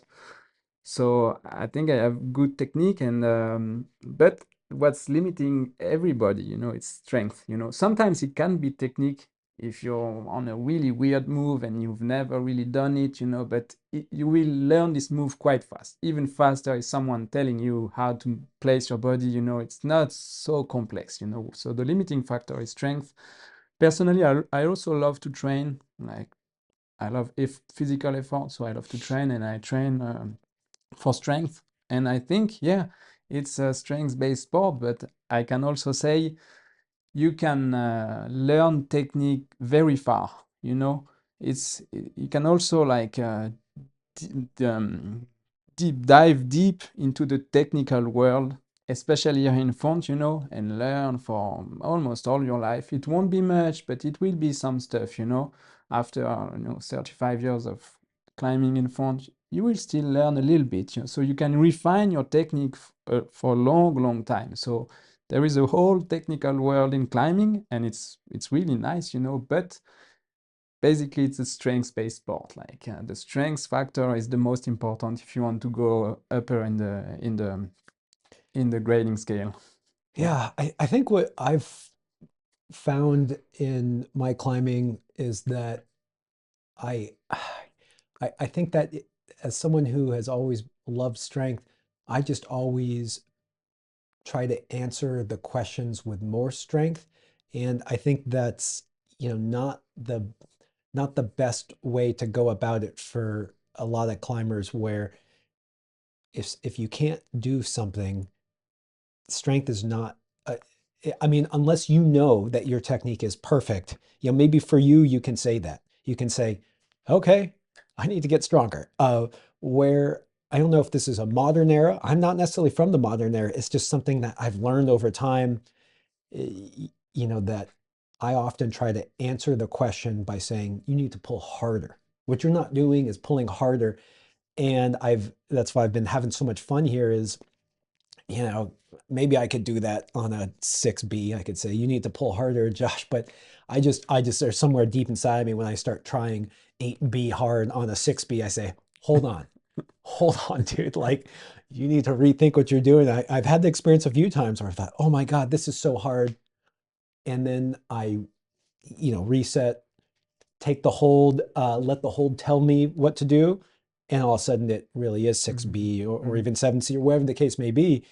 And it's I think that's where I'm having fun playing with these nuances with you, where it's like I often my first go-to is like, be stronger, Josh, because it feels good to be strong, man.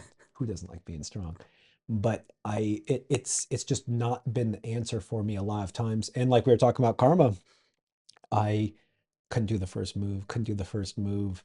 And then the answer for me for the first move was not to try harder, be stronger. It was to, what was it?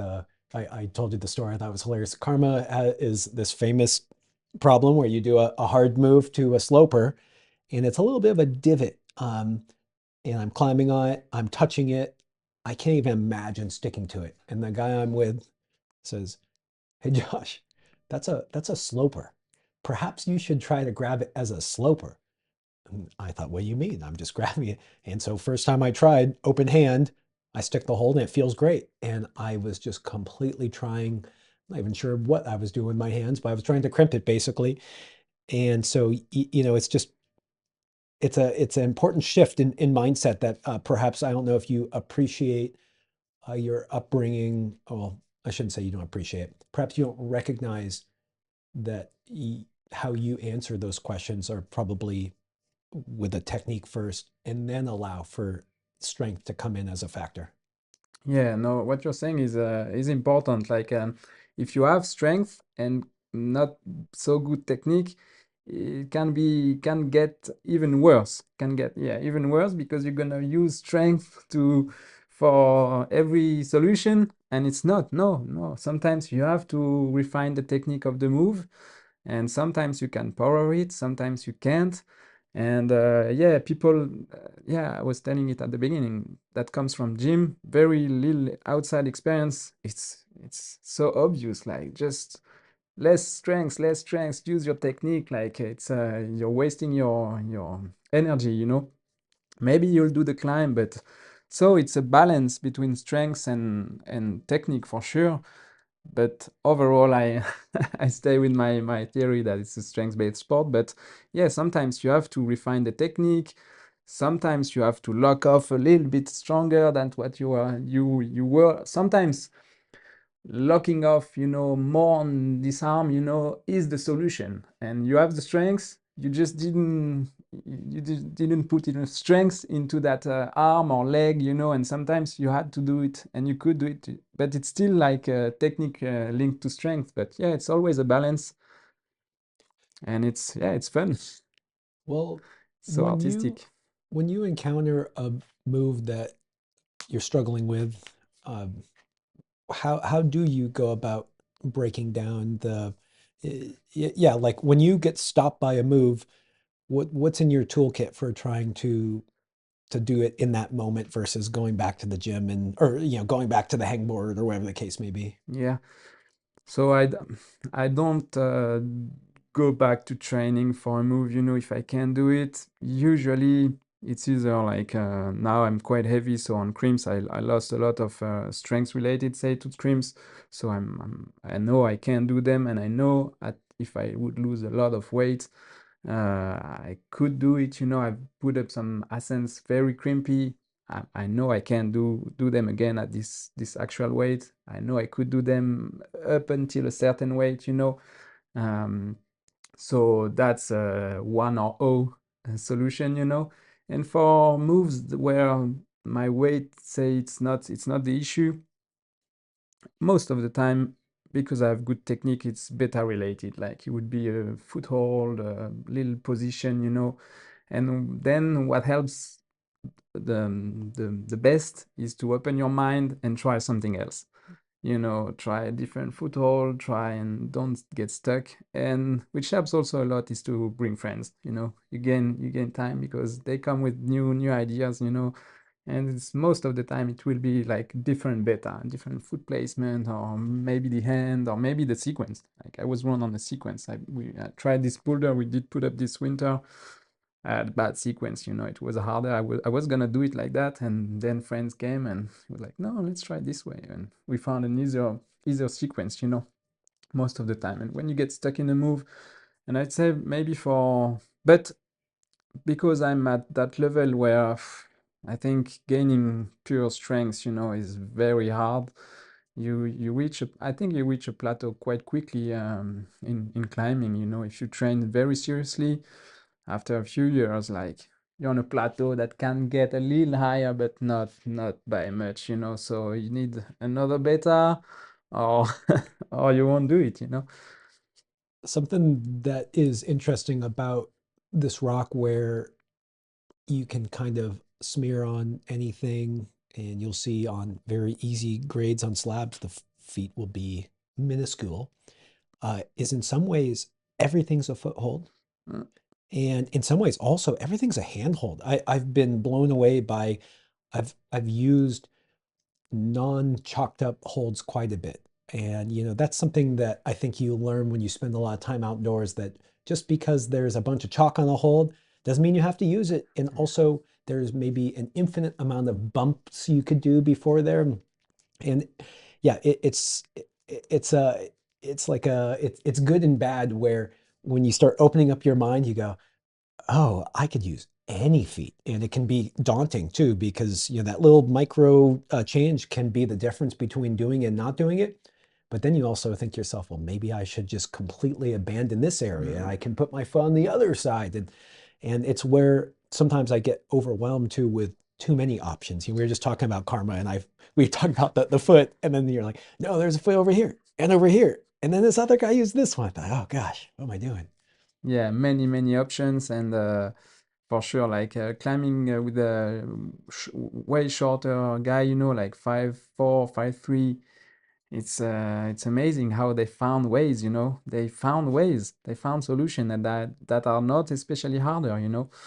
And climbing with those guys like opened my mind and like yeah, you find holds, way footholds, handholds, position, you know, very different, and it works just fine. It's not even harder. And also kids, you know, watching kids doing slabs with completely different sequence, you know, it just works. I think it's weight related, but it's still hard. It's still the same difficulty, and but it's completely different sequence. So yeah, you have to stay open about the sequence, the holds. Yeah. Just because I just thought of it as we were talking about Karma, I know Karma got chipped. And what's the story behind Karma getting chipped? And there was some guy who chipped a bunch of stuff. And that's awful. So Karma, actually, can you just remind everyone what Karma is and what makes it special? And then maybe we can hear about how someone and why they chipped Yeah. it. So yeah, Karma is this used to be this eight very famous Fred Nicole climb. I don't remember the year, but probably in the 90s he did put it up. It's very famous. It's not the best looking, but it's very fun style. It's slow burst. First move is powerful. He look like probably it's yeah, it's quite specific to Font. Very nice climb. And there was this crimp in the middle of the climb. And yeah, a long time ago, this guy, my father knew him. Like I think there was some money issues with the first gym back in the days, and he got pissed at some climbers in front. Yeah, I have to say it was a very small world. Like I like to split the climbing world, you know, before the modern era and after.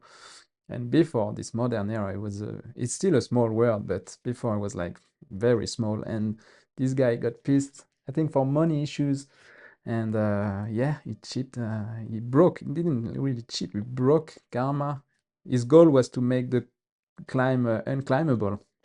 He broke Karma, I think he broke Carnage, and he broke another one in Bacuvier, famous, I think it's Boucherie. And now they all work still, and they're even better because in Karma there was this crimp, and now it's a nice dish, three finger drag, and it's fine. And but yeah, it's some stories, you know, fun stories. Yeah. Yeah, that reminds me another thing that's unique about font, and that was the use of POF. Am I saying that correctly? Yeah, puff. Yeah, what is POF? Uh, have you ever used it when you were younger? Is it used now still? Tell me more about POF. Yeah, so puff is like pine resin, no, pine crystals. Resin is, Yeah, but yeah, resin. but Yeah, yes, yeah. basically pine resin crystals that you put in a sheet, and you make a ball inside your sheet, and it release some of the crystals, some of the resin gets through the towel. And when we were young, there was no chalk at first. I don't remember we had any chalk, so that was the chalk by the time. It was the same goal of chalk, and we used it for a lot for at first both hands and feet and rubber. The people would put it on your rubber, on footholds, and on your hands. And then when chalk appeared, people noticed it worked better than puff, so they keep using puff for footholds, not especially for rubber, but they would put it on the rock for rubber. And then there was this debate, like it gets the rock bad and polished, and I don't know about that. I think I've seen some studies, like geological studies. I think one guy in Paris did one. I'm not quite sure, but I don't know if it's worse than. I think rubber also modify a bit the rock. I think overall it's not much of an issue. This polished debate, you know, for the rock. But yeah, puff was used as chalk basically, and it's pine crystals. Curious if it came from the pine trees around here. Yeah, I'm not sure. That'd be kind of cool if, you know, I don't Yeah. know, something about like taking uh, the stuff around your area. yeah. Yeah, so that makes me wonder, there's talk about POF polishing or people polishing it from climbing on it, do you think those classics are harder than they used to be due to whatever, whether it's puff or rubber? Yeah, what do you think? Yeah, it's a big debate. Like, I think some footholds got turned bad, like food. We have to say it. They are polished. You can still use them. It's just it's a weird feeling. Like for when you're used to font and you go back on those polished footholds, you have to be careful not to slide on it, and on them.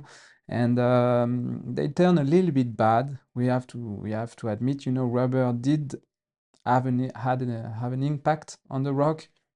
But overall, I think it's too much of a drama. Like, of course, some holes are black because of the rubber, and it's like that. Now, bouldering is famous, but the benefit of for the society is so great, to let people climb because it's such a nice activity and sport.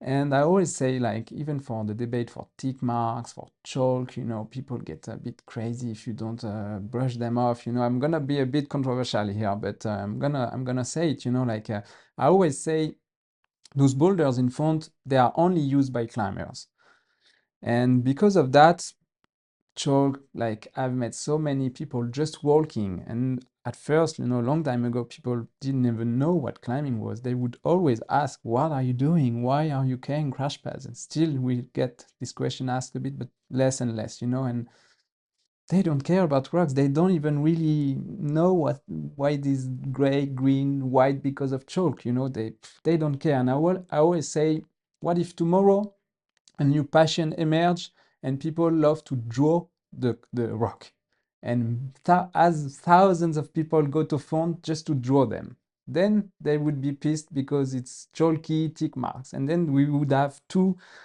kind of passion for the same support, and then it would become an issue. But as long as we are alone climbing on the rocks and using them, I think other people, they don't really care, if it's white because of chalk, if there is a tick mark, they don't even notice, and for surfing, I always say, like, surf, people get angry between them because the support, the waves are not enough compared to the population of people doing it.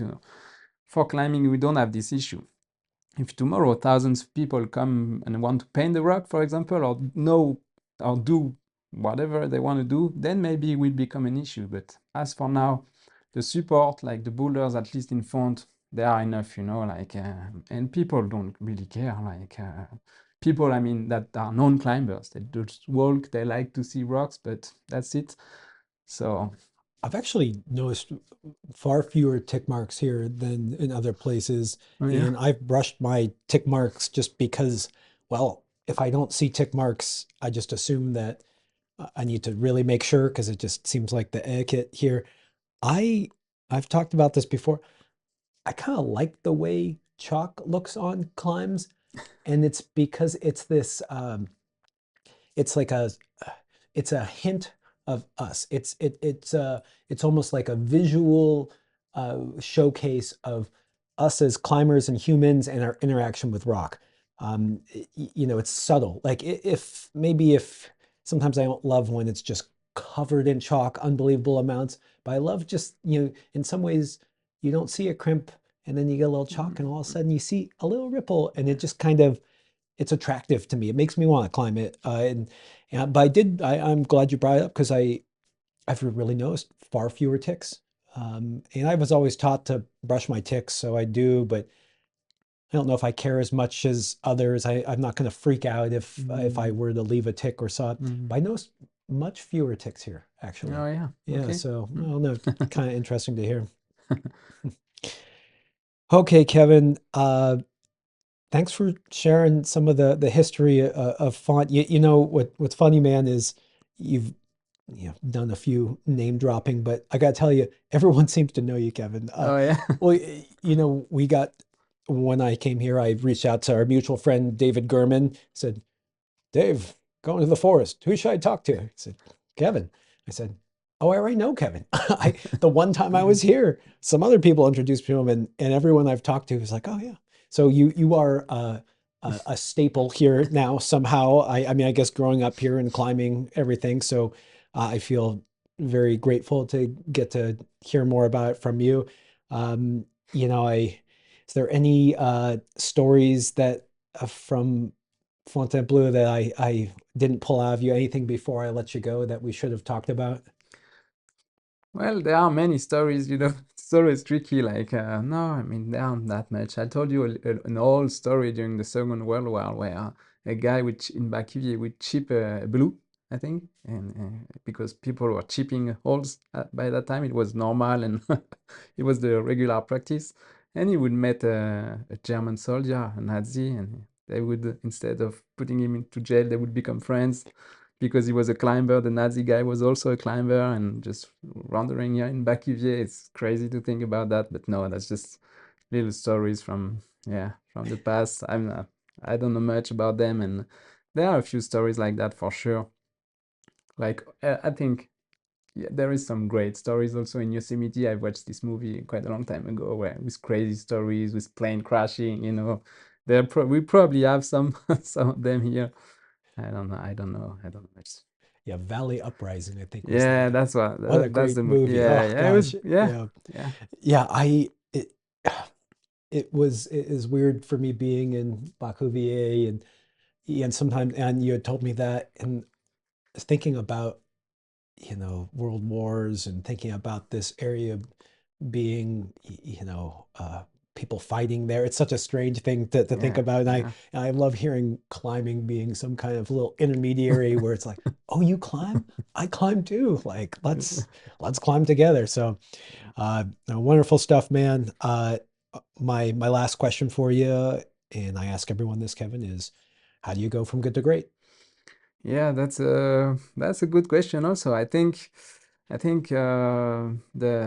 the answer is all a bit, I would say, always the same. Like, now you have a lot on social media, like, people, motivation speech, you call them. Yeah. You have to become great. You have to put a lot of effort, like obsession, passion, dedication. It's the most. I've heard some shorts of your podcast. Of great climber talking about it. I think it's quite simple. Just put effort. Thoughts, effort, dedication, and just do it a lot, a lot, a lot. You will become good. As far as for climbing, that's general advice for anything. As far as climbing, I think it's so much based on strength, and genetics. For now, if you don't do weight class, that I think it's hard at some point if you don't fit into the right body type, But even if you don't reach the upper grading scale, I think you can perform, and I think it's a great artistic sport, and yeah, it's a great sport, and you can have a lot of fun, no matter the grade. So, something you said there about obsession made me think about, and putting in the time made me think about rather than climbing hard in the gym and going and then just climbing hard in the forest, that idea of doing the circuits, climbing the easy ones, it's something that I think you could probably climb a 9A, like you were saying, and not be the best technical climber.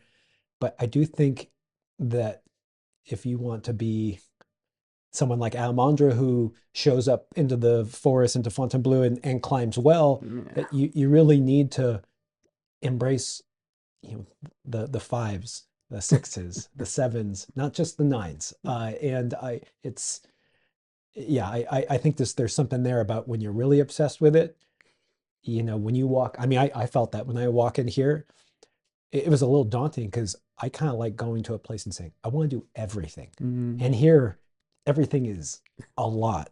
But I would encourage people to, climb more easy grades. Just because you can go to an area and you could climb the 8A, maybe you'd have more fun and maybe you'd learn more by climbing, 50 of the sixes.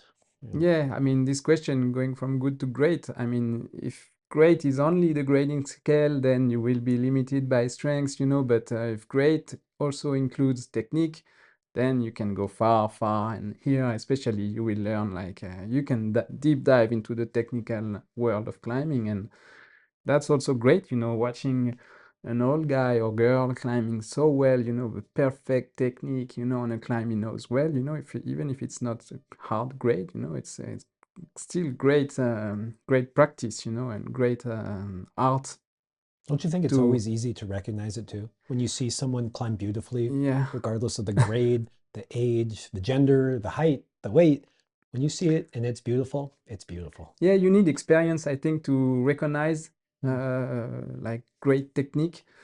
Because I think on TV or for non-climbers, climbing is not super the most impressive. It always looks easy. It doesn't matter if it's the only thing, maybe big dinos, they are spectacular, but climbing seems always easy. But if you have experienced eye, yeah, you see it immediately. I agree. Like you see a great climber for sure. Well, one subject that we didn't really tackle, but yeah, we had talked about before was this idea about not always just pursuing the grade in climbing and not just being grade chasing, which we've all done at times, but just kind of the really deep, meditative, social, just the physical enjoyment of being a climber. And I feel like, I mean, that's a good concept for everyone to hear, but I do feel like Font somehow embodies it, where I was talking about being out here with my kids. It's beautiful. They're playing in the sand. My mom's out here. She took a nice walk and we had some wine, had some wonderful pastries. And, I'm getting my butt kicked on a 6A and then trying hard on an 8A. And, there's something about this place that takes you a little bit away from just, did I tick something that I can put on my 8A scorecard? Or am I just really enjoying the artistic? You've used that word a lot here, and I think that somehow this place showcases that better than others, or at least in my short experience here. Yeah, for sure, for sure. It's an artistic practice, and I think it's good. Yeah, and philosophy is important. We are talking about it.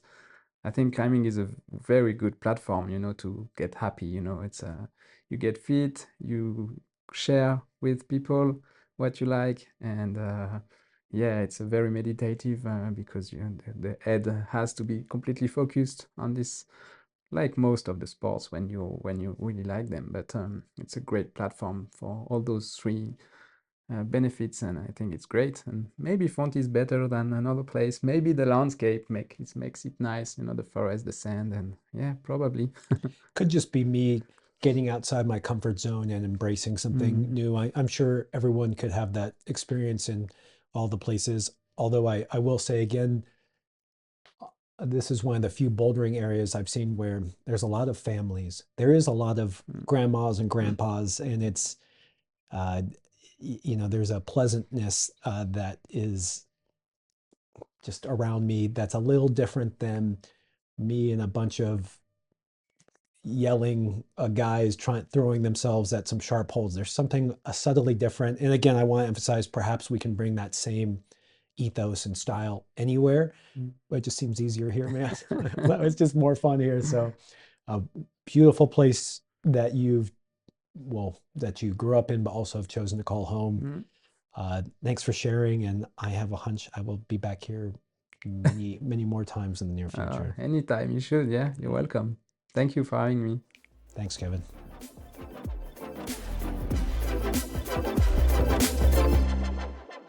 Thanks for tuning in. If you'd like even more content, go to patreon.com/testpiece. And while you're at it, share this podcast with someone you know who would love it. And please leave us a review or rating at wherever you get your podcasts. We've also got tons of great content on YouTube and Instagram, so don't forget to like and subscribe there. Okay, see you next week.